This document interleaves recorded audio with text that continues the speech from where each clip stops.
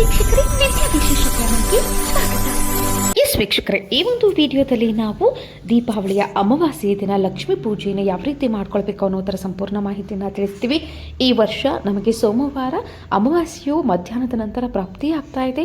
ಗೋಧೂಳಿ ಸಮಯದಲ್ಲಿ ಪ್ರಾತಃಕಾಲ ಈ ಒಂದು ಲಕ್ಷ್ಮೀ ಪೂಜೆ ಇರುವ ಕಾರಣ ಸಾಯಂಕಾಲ ನೀವು ತಾಯಿ ಮಹಾಲಕ್ಷ್ಮಿಗೆ ನೀವಿಲ್ಲಿ ಪೂಜೆಯನ್ನ ರೆಡಿ ಮಾಡ್ಕೊಳ್ಬೇಕು. ಅಂದಿನ ದಿನ ನಾವು ಬೆಳಗಿನ ಜಾವ ಬೇಗನೆ ಎದ್ದು, ಯಾಕಂದ್ರೆ ಅಂದು ನರಕ ಚತುರ್ದಶಿಯು ಕೂಡ ಇರುವ ಕಾರಣ ಹಿಂದಿನ ದಿನವೇ ನಮಗೆ ಪ್ರಾಪ್ತಿಯಾಗ್ತಾ ಇದೆ. ಹಾಗಾಗಿ ಬೆಳಗಿನ ಜಾವ ಬೇಗ ಎದ್ದು ನಮ್ಮ ದಿನನಿತ್ಯದ ಕರ್ಮವೆಲ್ಲವನ್ನ ಮುಗಿಸಿ ಆ ದಿನ ಒಂದು ಬಕೆಟ್ ನೀರಿನಲ್ಲಿ ಒಂದು ಚಿಟಿಕೆ ಅರಿಶಿನ, ಒಂದಿಷ್ಟು ಹರಳುಪ್ಪನ್ನು ಹಾಕಿ ಮನೆಯನ್ನ ನೀಟಾಗಿ ಒರೆಸಿಕೊಂಡು ನಂತರ ಬಾಗಿಲ ಪೂಜೆಯನ್ನ ಮಾಡಬೇಕು. ಬಾಗಿಲಗೆ ತಾಳಿರು ತೋರಣವೆಲ್ಲವನ್ನ ಕಟ್ಟಬೇಕು. ಸಾಯಂಕಾಲ ಮತ್ತೆ ಲಕ್ಷ್ಮೀ ಪೂಜೆಗೆ ಎಲ್ಲವನ್ನ ಸಿದ್ಧತೆ ಮಾಡ್ಕೊಳ್ಳಿ. ಇನ್ನು ತಾಯಿ ಮಹಾಲಕ್ಷ್ಮಿಗೆ ಪೂಜೆಯನ್ನ ಮಾಡುವಾಗ ಪದೇ ಪದೇ ಎದ್ದು ಹೋಗಕ್ಕೆ ಹೋಗ್ಬೇಡಿ. ಎಲ್ಲವನ್ನ ನೀವು ಒಂದೆಡೆ ತೆಗೆದಿಟ್ಕೊಳ್ಳಿ. ಬೇಕಾಗಿರುವಂತಹ ಫೋಟೋ ಆಗಿರಬಹುದು, ಕಳಶವಾಗಿರಬಹುದು, ಕಳಶಕ್ಕೆ ಬೇಕಾಗಿರುವಂತಹ ಕಾಯಿ, ದೀಪ, ಕರ್ಪೂರ, ಊದ್ಬತ್ತಿ, ಹಣ್ಣು, ಹಂಪಲು ಮತ್ತು ನೈವೇದ್ಯ ಎಲ್ಲವನ್ನು ಒಂದೆಡೆ ತೆಗೆದಿಟ್ಕೊಳ್ಳಿ. ನಂತರ ನೀವು ಪೂಜೆಗೆ ಅಣಿಯಾಗಿ ಪೂಜೆ ಮಾಡುವಂತಹ ಸ್ಥಳವನ್ನು ಶುಚಿಯಾಗಿ ಶುಭ್ರವಾಗಿ ಒಂದು ಚಿಟಿಕೆ ಅರಿಶಿನ ಮತ್ತು ಒಂದಿಷ್ಟು ಹಾಲನ್ನು ಹಾಕಿ ಅಥವಾ ಗೋಮೂತ್ರವಿದ್ದರೆ ಅದನ್ನು ಹಾಕಿ ನೀಟಾಗಿ ಒರೆಸ್ಕೊಳ್ಳಿ.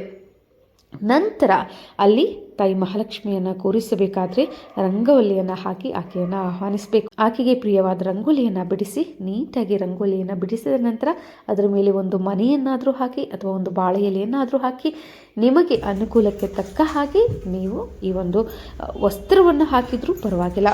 ಒಂದು ಕೆಂಪು ವಸ್ತ್ರವನ್ನು ಹಾಕಿ ಅದರ ಮೇಲೆ ಅಕ್ಷತೆಯನ್ನು ಹಾಕಿ ನಿಮ್ಮ ಮನೆಯಲ್ಲಿ ಲಕ್ಷ್ಮೀ ಫೋಟೋ ಇದ್ದರೆ ಲಕ್ಷ್ಮೀ ಫೋಟೋವನ್ನು ಇಡಿ, ಗಣೇಶನ ಮೂರ್ತಿ ಇದ್ದರೆ ಗಣೇಶನ ಮೂರ್ತಿ ಇಡಿ, ಸರಸ್ವತಿಯ ಫೋಟೋ ಇದ್ದರೆ ಸರಸ್ವತಿಯ ಫೋಟೋ ಇಡಿ, ನಾರಾಯಣನ ಫೋಟೋ ಇದ್ದರೂ ಕೂಡ ಇಡಿ. ಲಕ್ಷ್ಮೀ ನಾರಾಯಣನ ಜೊತೆಗಿದ್ದರೆ ಇನ್ನಷ್ಟು ಶ್ರೇಷ್ಠವಾದಂತಹ ಫಲಗಳು ನಿಮಗೆ ಸಿಗ್ತದೆ. ಹಾಗಾಗಿ ಲಕ್ಷ್ಮೀ ನಾರಾಯಣನ ಫೋಟೋ ಆದರೆ ಇಡಿ. ನಾವಿಲ್ಲಿ ನಮ್ಮ ಒಂದು ಫೋಟೋದಲ್ಲಿ ಲಕ್ಷ್ಮೀ, ಸರಸ್ವತಿ ಮತ್ತು ಗಣೇಶನ ಮೂರ್ತಿ ಇರುವಂತಹ ಫೋಟೋಗಳನ್ನು ತೆಗೆದುಕೊಂಡಿದ್ದೀನಿ ಮತ್ತು ನಾರಾಯಣನ ಫೋಟೋ ಕೂಡ ಇದೆ. ಇಬ್ಬರ ಫೋಟೋವನ್ನು ನಾನು ಇಲ್ಲಿಟ್ಟು ಪೂಜೆ ಮಾಡ್ತಾ ಇದ್ದೇನೆ. ಒಂದು ವೇಳೆ ನಿಮ್ಮ ಮನೆಯಲ್ಲಿ ಫೋಟೋ ಇಲ್ಲದೇ ಹೋದಲ್ಲಿ ನೀವು ಕಳಶವನ್ನೇ ಪ್ರತಿಷ್ಠಾಪಿಸಿ ಅದನ್ನೇ ಲಕ್ಷ್ಮೀ ನಾರಾಯಣ ಎಂದು ಭಾವಿಸಿ ಪೂಜೆಯನ್ನು ಸಲ್ಲಿಸಬಹುದು. ಅದರ ಮೇಲೆ ಒಂದಿಷ್ಟು ಅಕ್ಷತೆಯನ್ನು ಹಾಕಿ ಅದರ ಮೇಲೆ ಫೋಟೋವನ್ನು ಇಡಿ. ನೆಕ್ಸ್ಟ್ ಅದರ ನಂತರ ನೀವು ಕಳಶವನ್ನು ಪ್ರತಿಷ್ಠಾಪಿಸಿ. ಕಳಶವನ್ನು ಪ್ರತಿಷ್ಠಾಪಿಸಲು ನೀವು ಬಾಳೆ ಎಲೆ ಇಡಬೇಕು ಅಥವಾ ಬಾಳೆ ಎಲೆ ಮೇಲೆ ಅಕ್ಕಿಯನ್ನು ಹಾಕಿ ನೀವು ಕಳಶವನ್ನು ಇಡಬಹುದು. ಅಥವಾ ನಿಮ್ಮಲ್ಲಿ ತಟ್ಟೆ ಇದ್ದರೆ ತಟ್ಟೆಯನ್ನು ಇಡಬೇಕು. ತಾಮ್ರದ್ದಾಗಿರ್ಬೋದು, ಹಿತ್ತಾಳೆ, ಕಂಚಿನದ್ದು ಇದು ಮಾತ್ರ ಮತ್ತು ಬೆಳ್ಳಿಯ ಪಾತ್ರೆ ಇದು ಮಾತ್ರ ಸಲ್ಲುತ್ತದೆ. ಕಳಶವನ್ನು ಕೂರಿಸಬೇಕು. ಒಂದು ತಟ್ಟೆಯಲ್ಲಿ ಅಕ್ಕಿಯನ್ನು ಹಾಕಿ ಅದರ ಮೇಲೆ ಶ್ರೀಂ ಅನ್ನುವಂತಹ ಬೀಜಾಕ್ಷರಿ ಮಂತ್ರವನ್ನು ಬರೆದು ಅದರ ಮೇಲೆ ಕಳಶವನ್ನು ಇಡಿ.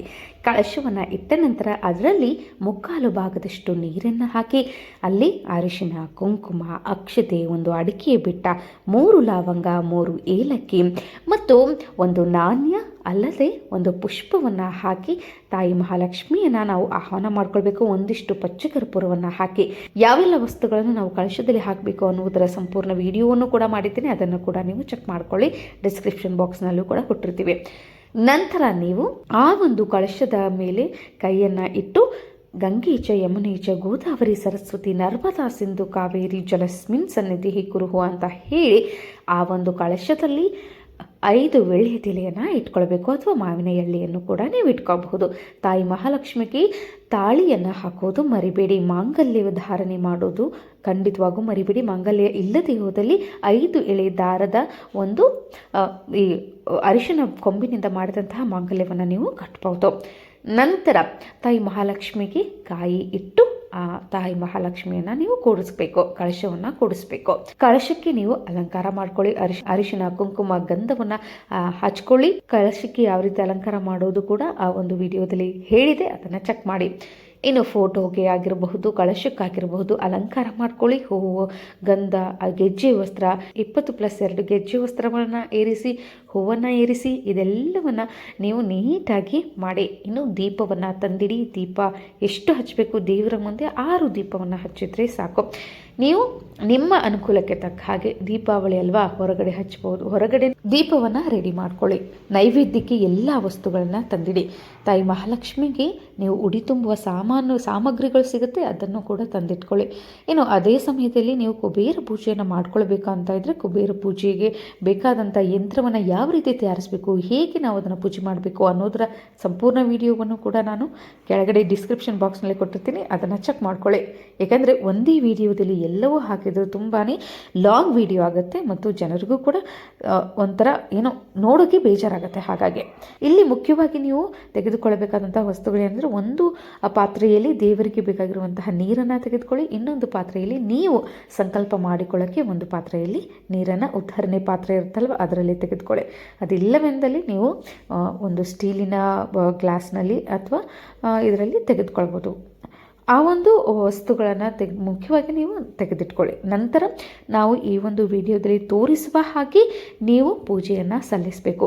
ನಿಮಗೆ ಈ ರೀತಿ ಮಂತ್ರಗಳನ್ನು ಹೇಳಲು ಆಗೋದಿಲ್ಲ ಎಂದವಾದಲ್ಲಿ ಈ ವಿಡಿಯೋವನ್ನು ಹಚ್ಚಿಟ್ಟು ಕೂಡ ನೀವು ಪೂಜೆಯನ್ನು ಸಲ್ಲಿಸಿಕೊಳ್ಳಬಹುದು. ಅದರಲ್ಲಿ ಈ ಒಂದು ವಿಡಿಯೋದಲ್ಲಿ ಸಂಪೂರ್ಣವಾಗಿ ಮಂತ್ರಗಳ ಉಚ್ಚಾರಣೆಯ ಸಹಿತ ಯಾವ ರೀತಿ ಶಾಸ್ತ್ರೋಕ್ತವಾಗಿ ಮಾಡಬೇಕು ಅನ್ನೋದರ ಸಂಪೂರ್ಣ ಮಾಹಿತಿಯನ್ನು ತಿಳಿಸಿದ್ದೀವಿ. ಕಂಪ್ಲೀಟಾಗಿ ನೋಡಿ ಮತ್ತು ಈ ವಿಡಿಯೋ ಇಷ್ಟವಾದಲ್ಲಿ ನಮ್ಮ ಚಾನಲ್ಗೆ ಸಬ್ಸ್ಕ್ರೈಬ್ ಮಾಡೋದನ್ನು ಕೂಡ ಮರಿಬೇಡಿ. ಪೂಜೆಯನ್ನ ಪ್ರಾರಂಭ ಮಾಡೋಣ. ಮೊದಲು ನೀವು ಎರಡೂ ಕೈಗಳನ್ನ ಮುಗಿದು ಮನದಲ್ಲಿ ನಿಮ್ಮ ಮನೆ ದೇವರು, ಕುಲದೇವರು ಏನಿರುತ್ತೋ ಆ ದೇವರನ್ನ ಮನದಲ್ಲಿ ಸ್ಮರಿಸಿಕೊಳ್ಳಿ. ನಂತರ ಓಂ ಗಂ ಗಣಪತಿ ನಮಃ ಎಂದು ಪೂಜೆಯನ್ನ ಪ್ರಾರಂಭ ಮಾಡಿ. ಅದಕ್ಕೆ ನಾನು ಹಿಂದಿನ ವಿಡಿಯೋದಲ್ಲಿ ಹೇಳಿರುವ ಹಾಗೆ ನಿಮಗೂ ಹಾಗೂ ಮತ್ತು ದೇವರ ಪೂಜೆಗೂ ಎರಡು ಬೇರೆ ಬೇರೆ ನೀರುಗಳನ್ನ, ನಿಮಗೋಸ್ಕರ ನೀವು ಪಂಚಪಾತ್ರೆಯಲ್ಲಿ ಬೇರೆ ನೀರನ್ನ ತೆಗೆದುಕೊಳ್ಬೇಕು, ದೇವರ ಉಪಚಾರಕ್ಕಾಗಿ ಬೇರೆ ಒಂದು ನೀರಿನ ಕಳಶದಲ್ಲಿ ಇಟ್ಕೊಳ್ಬೇಕು ಅಂತ ಹೇಳ್ತೀನಿ. ಈಗ ನಿಮಗೆ ಇಟ್ಕೊಂಡಿರುವಂತಹ ನೀರನ್ನ ನೀವು ನಿಮ್ಮ ಕೈಯಲ್ಲಿ ಹಿಡಿದು ಮಾರ್ಜನವನ್ನ ಮಾಡಬೇಕು. ಮಾರ್ಜನ ಅಂದ್ರೆ ನಿಮ್ಮ ದೇಹವನ್ನ ಶುದ್ಧಿಗೊಳಿಸ್ಕೊಳ್ಬೇಕು. ಈ ಒಂದು ಮಂತ್ರವನ್ನ ಪಠಿಸಿ ನಿಮ್ಮ ದೇಹವನ್ನ ಶುದ್ಧಿ ಮಾಡ್ಕೊಳ್ಳಿ. ಅಂದ್ರೆ ಆ ಒಂದು ಪಂಚಪಾತ್ರೆಯಲ್ಲಿ ಇರುವಂತಹ ನೀರನ್ನ ಉದ್ಧರಣೆಯಲ್ಲಿ ತೆಗೆದುಕೊಂಡು ಕೈಯಲ್ಲಿ ಹಾಕಿಕೊಂಡು ಮಂತ್ರವನ್ನ ಹೇಳಿ. ಓಂ ಅಪವಿತ್ರ ಪವಿತ್ರೋವ ಸರ್ವಾವಸ್ತಂಗತೋಪಿವ ಯಸ್ಮರೇತ್ ಪುಂಡರೀಕಾಕ್ಷ ಸಭಾಭ್ಯಂತರ ಶುಚಿಹಿ. ಈ ಒಂದು ಮಂತ್ರವನ್ನ ಹೇಳಿ ಕೈಯಲ್ಲಿರುವಂತಹ ನೀರನ್ನ ನೀವು ತಲೆಯ ಮೇಲೆ ಪುಂಡರೀಕಾಕ್ಷಯ ಪುಂಡರೀಕಾಕ್ಷಯ ಪುಂಡರೀಕಾಕ್ಷಯ ಎಂದು 3 ಸತಿ ನೀವು ಹಾಕಿಕೊಳ್ಬೇಕು. ನಂತರ ಬಲಗಡೆ ಕಿವಿಯನ್ನ ಮುಟ್ಟಿ ನಮಸ್ಕಾರ ಮಾಡ್ಕೊಳ್ಬೇಕು. ಓಂ ಮಹಾಲಕ್ಷ್ಮಿಯೇ ನಮಃ ಎಂದು ನೀವು ಕುಂಕುಮವನ್ನ ಹಣೆಯ ಮೇಲೆ ಇಟ್ಕೊಳ್ಬೇಕು. ಪುರುಷರಾದರೆ ಹಣೆಯ ಮೇಲೆ ತಿಲಕವನ್ನ ಕುಂಕುಮದಿಂದ ಇಟ್ಕೊಳ್ಳಿ, ಅಥವಾ ಮಹಿಳೆಯರಾದರೆ ನೀವು ಅರಿಶಿನ ಕುಂಕುಮವನ್ನ ಹಣೆಗೆ ಹಚ್ಚಿಕೊಂಡು ತಲೆಗೆ ಹೂವನ್ನ ಹಾಕೊಳ್ಳಿ. ತಾಯಿ ಮಹಾಲಕ್ಷ್ಮಿಗೆ ಕೈ ಮುಗಿದುಕೊಳ್ಳಿ. ನಂತರ ನೀವು ತಾಯಿ ಮಹಾಲಕ್ಷ್ಮಿಯ ಫೋಟೋದ ಮುಂದೆ ಏನು ದೀಪವನ್ನ ಇಟ್ಕೊಂಡಿರ್ತೀರೋ ಆ ದೀಪಕ್ಕೆ ಅರಿಶಿನ ಕುಂಕುಮವನ್ನ ಇಟ್ಟು ನೀವು ಹೂವನ್ನ ಸಮರ್ಪಿಸಿ ಆ ದೀಪವನ್ನ ಹಚ್ಚಿ. ದೀಪವನ್ನ ಹಚ್ಚುವಾಗ ನೀವು ಈ ಒಂದು ಮಂತ್ರವನ್ನ ಹೇಳಿ. ಕುರುತ್ವಂ ಕಲ್ಯಾಣಿ ಆರೋಗ್ಯ ಧನ ಸಂಪತ್ತು ಶತ್ರು ಬುದ್ಧಿ ವಿನಾಶಾಯ ದೀಪರ್ಜ್ಯೋತಿ ನಮಸ್ತುತೆ ಎಂದು ಈ ಒಂದು ಮಂತ್ರವನ್ನ ಹೇಳಿ. ಓಂ ಮಹಾಲಕ್ಷ್ಮಿ ನಮಃ ಎಂದು ಹೇಳ್ಕೊಳ್ಳಿ.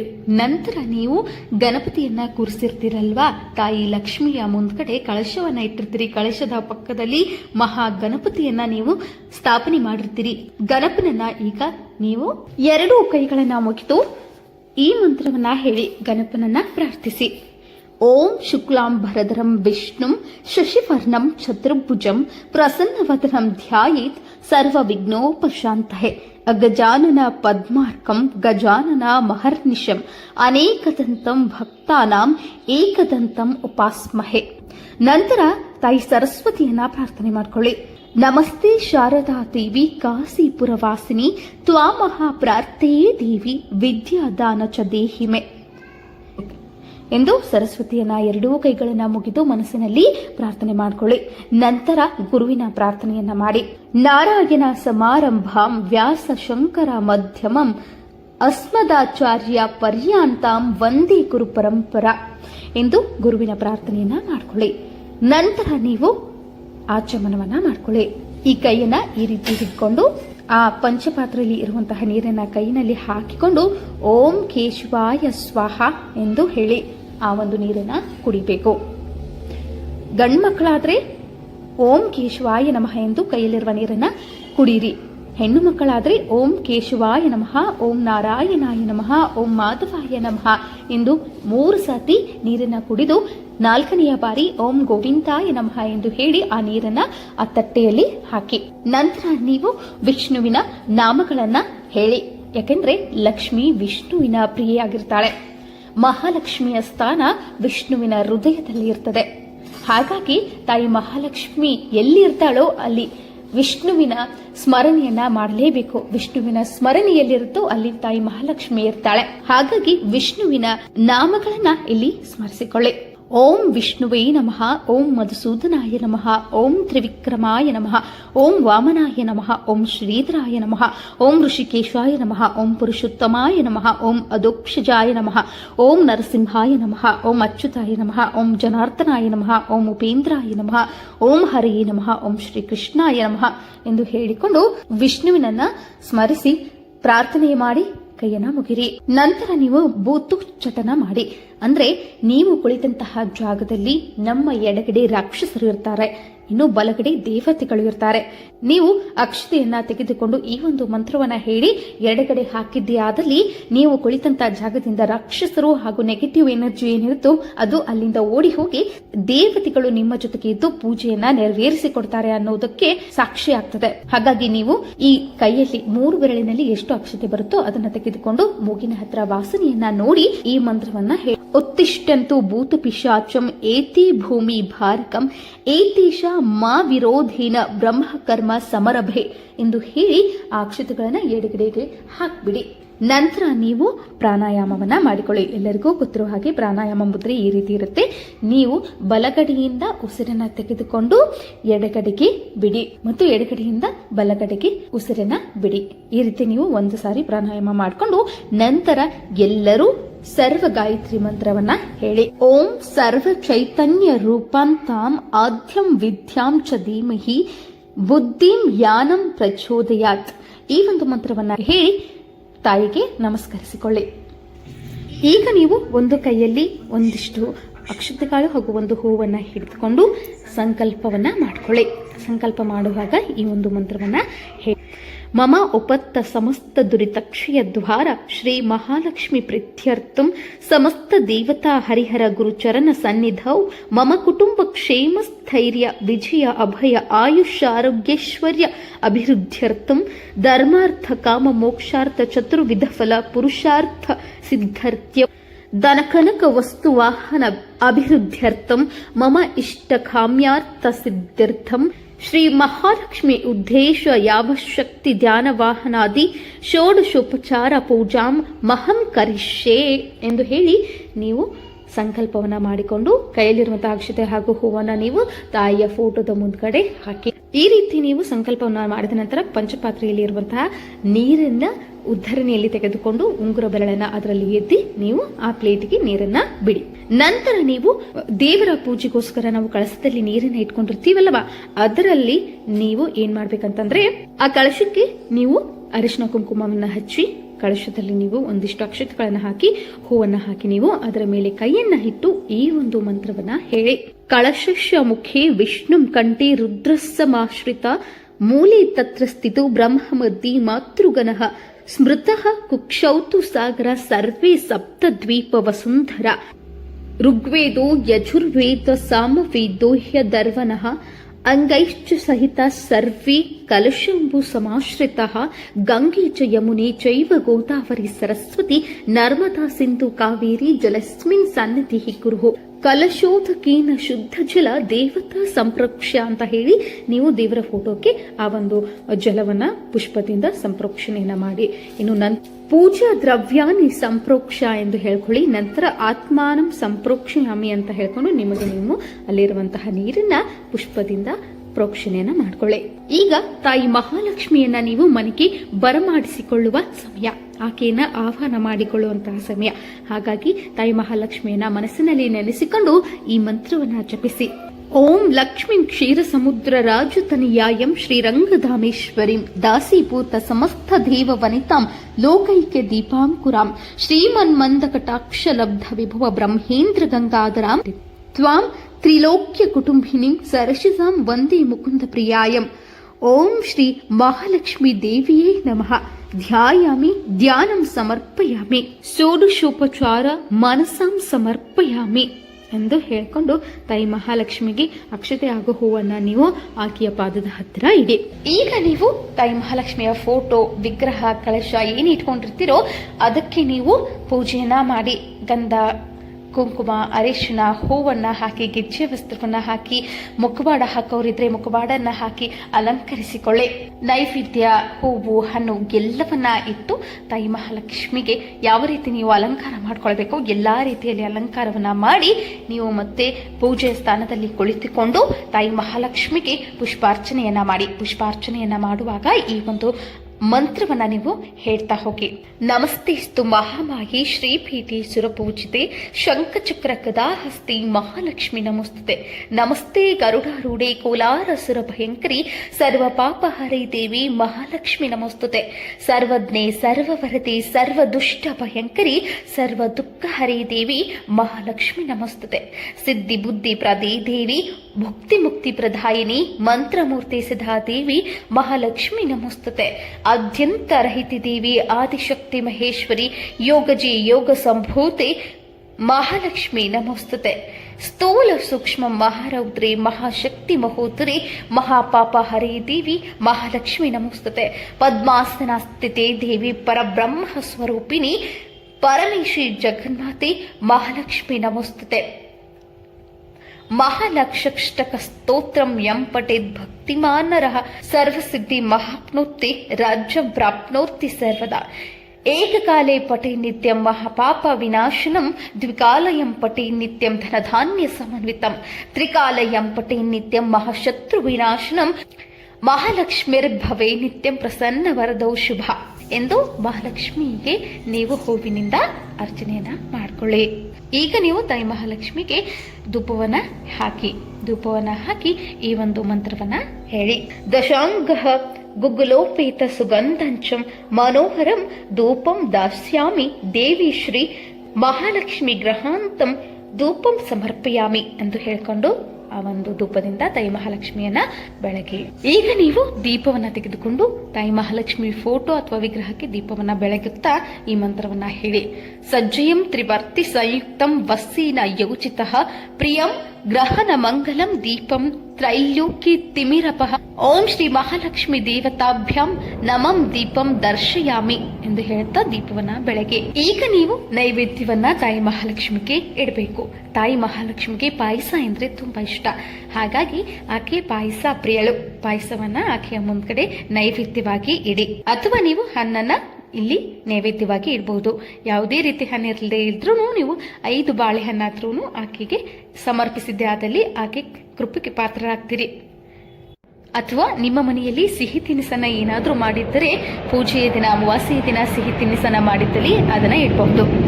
ಈಗ ನೈವೇದ್ಯದ ಮೇಲೆ ನೀರನ್ನ ಸಂಪ್ರೋಕ್ಷಣೆ ಮಾಡಿ ಈ ಮಂತ್ರವನ್ನ ಹೇಳಿ.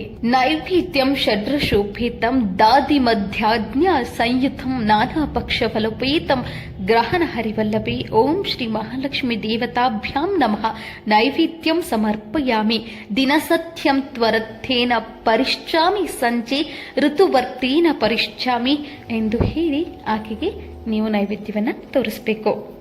ಓಂ ಪ್ರಾಣಾಯ ಸ್ವಾಹ ಎಂದು 2 ಕೈಗಳನ್ನ ಬೊಕ್ಷೆಯಲ್ಲಿ ತಾಯಿ ಮಹಾಲಕ್ಷ್ಮಿಗೆ ತೋರಿಸಬೇಕು.